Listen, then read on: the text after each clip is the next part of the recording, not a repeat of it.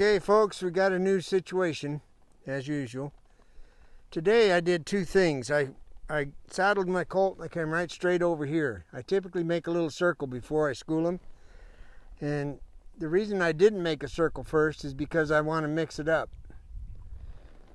And that's part of the colt deal, I think. You don't get in a routine that's so stuck, like riding in an arena all day. The other thing is that now I am starting to do a couple things. I'm asking physically for collection in certain things like backing, and I can feel it in him. It's confusing for him. And the reason I'm doing this video, one of them is because the last one we did was with sticks and riding in the snaffle, and all I was doing was putting a leg on him. Well, he's 9 and he understands what that means. Chinaco is starting to understand what the leg means, but what I want to elaborate on today is that what I need Chinaco to feel is that if you'll watch my right foot, this is me just putting my leg on. That means I'm pushing my leg towards the horse. All right, that basically is to get the rib to move. Okay, now that would be going in a right-hand circle. All right, so now if I want to turn left, I'm going to situate my body for the left turn. And depending on how far I rotate my toe is how much energy is put through the horse. And I need to make a little story right now real quick because I know what's going to happen. I've heard it all my life. By God, you need to know what buttons to push. Well, okay. That is true. This is my horse. Deb and I will probably be the only ones that ride him his entire life. So the point of my story is that when I'm done, all you got to do is look at what you want to do in your mind, and it's probably going to happen. So I hope I've explained that right. But that thing about running down horsemanship because you got to know the buttons, well, I don't care what buttons it is. But every time I roll my calf is one less time I pull on his mouth. Oh, he's got a hackamore. So I guess the button pushing thing is pretty important. You got to know how to communicate through your body with a horse. If you just want to be a passenger and just have him keep your feet off the ground, that's another way of riding. And I've said it before, you know, if you've never had steak, hamburger's fine. So that's why I go through all the trouble of making my body speak with the horse. So first I want to show you backing up and adding collection. He understands the backup now. On this particular colt, when he goes crooked, it isn't because he doesn't know how to go straight. It's because he's, in his mind, he's going, oh, I don't really care for this. I don't know. Whatever. Okay. I personally don't negotiate with him. I just back him up. So that's why when you see the crookedness, and I just correct it with my leg, which I guess would be pushing a button, rather than pulling his head around, that's the difference. So the backup in collection,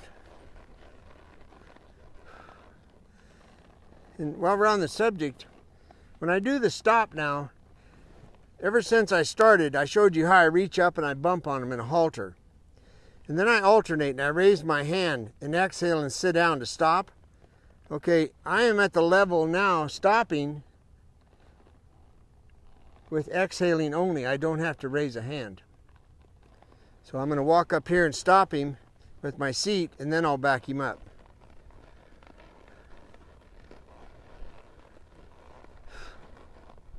That's exhaling and sitting down. Now walking backwards, I'm bumping because I can feel the collection. I don't have to see it.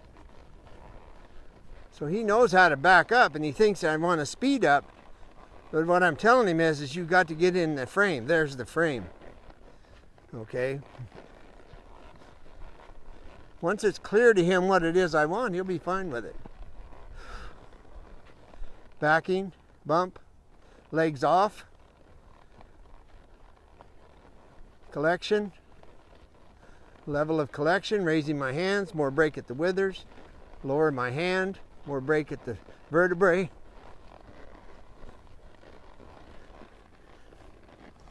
So this very simple move, I've added a new wrinkle to it, and that's me bumping. I taught him to back up by bumping. Okay, now he understands when my legs come off to walk backwards. So now I'm bumping so that he will give his skull, and from the withers out go into collection, which comes out the bottom of their feet. Remember that sentence.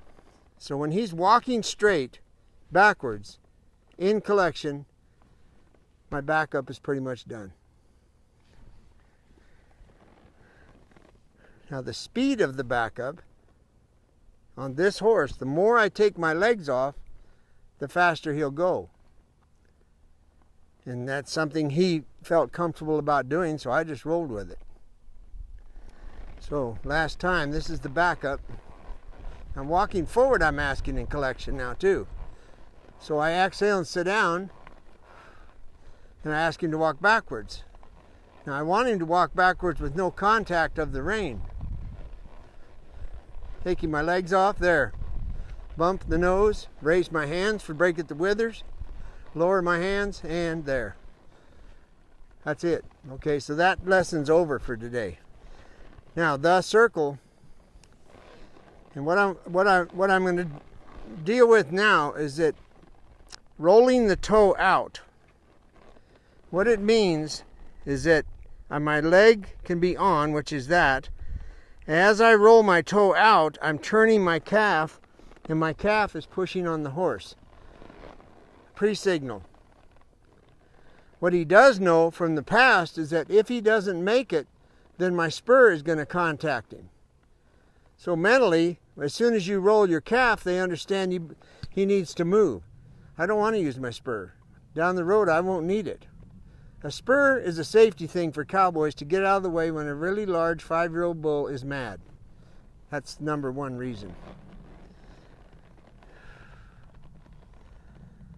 And of course, spurs don't have the same ring as they did on the boardwalk as opposed to cement sidewalks.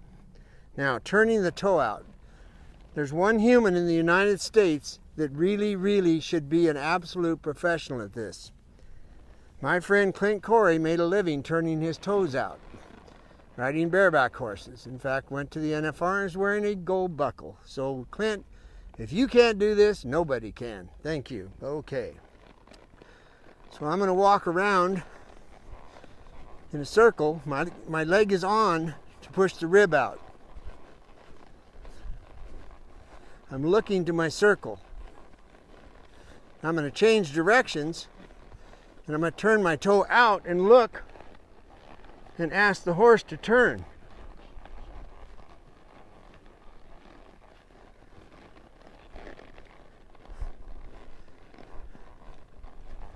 Asking, leg on,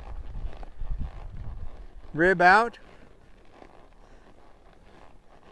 leg on. Now see, what I'm getting at is I just simply put my leg on so I can get the horse to be round. So I don't want to get this confusing, but please try to separate the fact that I can put my leg on to yield the rib. Oh, and by the way, I can turn my toe out and turn my horse. So the best way I know to show it is in a straight line. I'm going to turn my toe out, look, and ask the horse to turn around.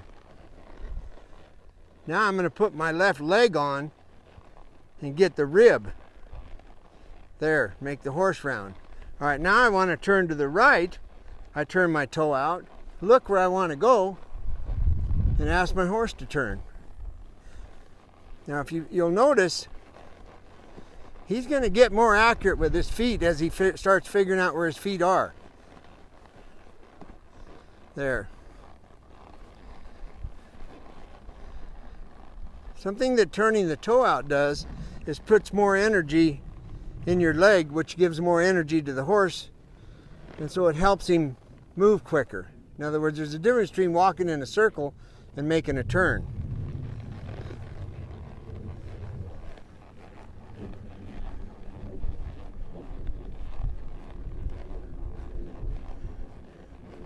Right now, I've got my leg on, and if I really want my horse to move over,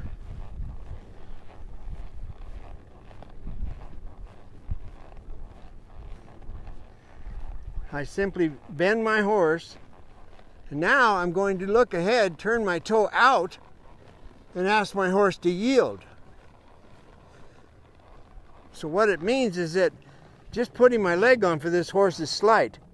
Turning my toe out means raise your energy, move more, get more going on. It's a higher level of a move.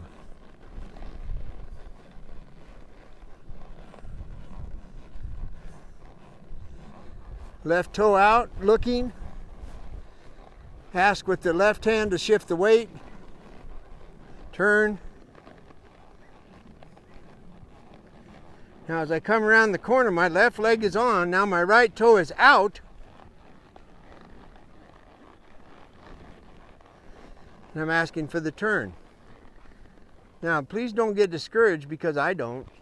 These little hiccups when you're asking a turn, you're not going to get perfection at first. In time, it's what I've learned is that the horse literally gets tired of hitting themselves and they start thinking about where to put their feet. That's another reason to raise the energy level in a horse, to get them to be more accurate instead of just dragging their legs around like a donkey. Now there's two more things I want to show you that I've introduced. One of them is I am now jogging a circle in my horse. On my horse. I'm asking for collection. I've also introduced side passing, which was 3 steps the other day.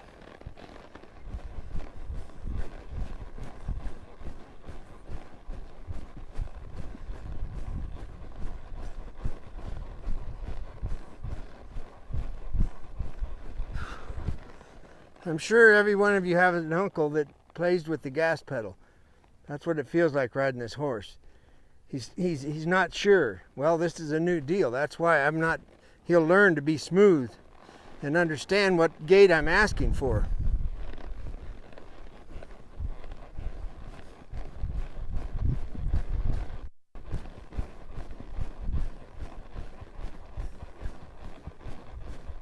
If you would, just watch my hands.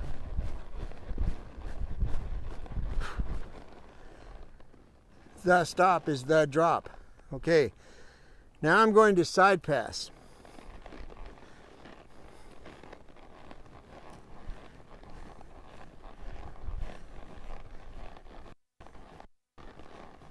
This is another new chapter for him. I'm going to say, here, brand new deal. Get ready, here it comes, do whatever you think you need to do. Now, by the way,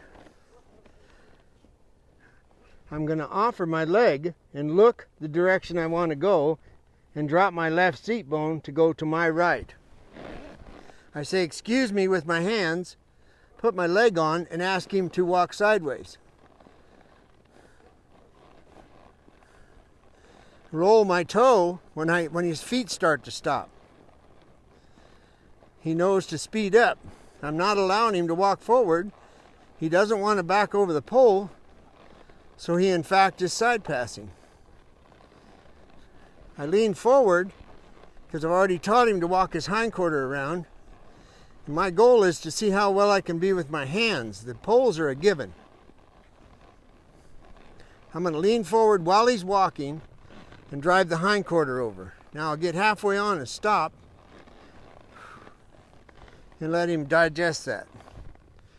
One way is to just say, go ahead and stretch your head. Relax a little bit.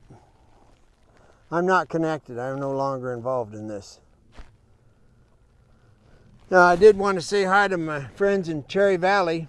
And Deb's going to span the canyon over there, just so you'll know exactly what I was telling you about the other day. And it's about 5 miles from here over there to the halfway up that canyon over there. So moving right along. Now I'm going to go the other direction, starting brand new, meaning when I pick these Puckett up, that means excuse me right now. So you need to check in and see what it is that I want. I'm going to tell you by dropping my right seat bone, looking to the left. Now I'm going to move my leg back just to move the hindquarter over 1 step. Now I'm square, so now I can start to put my leg on. And if you get stuck, I simply turn my toe out right now. So he knows that means pick up your life in your feet. Now I'll put my leg back on. I will lean forward put my leg back so the hind quarter can make it. And now I'm thinking about my hands.